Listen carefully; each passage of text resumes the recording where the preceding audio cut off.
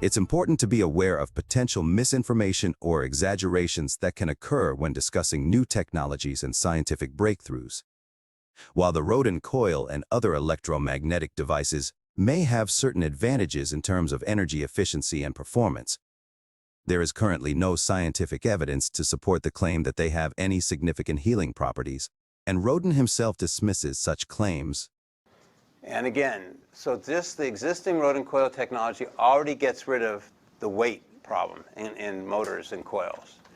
I believe it can be printed as a circuit. I think it should be made out of plasma. I believe I can make a spaceship out of that. I believe I can use that to, not as a radionic device, so they've done tens of millions of dollars of sales as that to treat and heal people for deadly diseases. I don't espouse that. I don't teach that. I don't promote that. That's what other people have done independent of me. What I believe is that you can do gene splicing with it.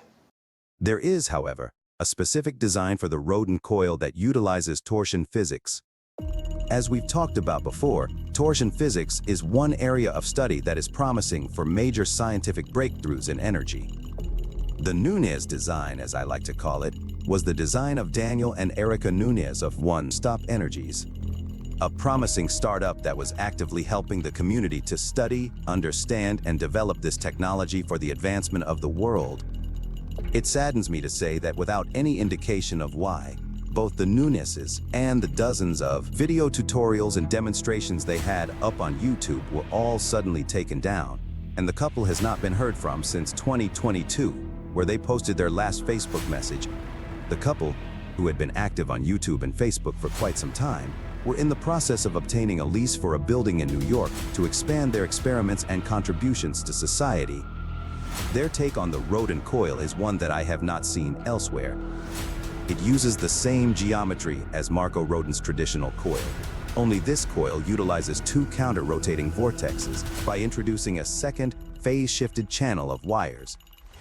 These two equal but opposing channels, when synchronized and pumped with enough voltage, will supposedly amplify and produce tiny amounts of overunity by tapping into zero-point energy.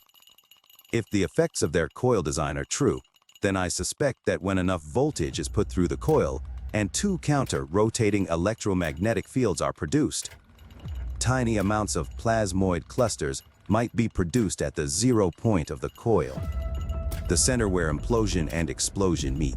What Marco says is a gateway to 0-point energy. Erica Nunez notoriously demonstrated their coil design by hooking a simple amplifier up to the coil.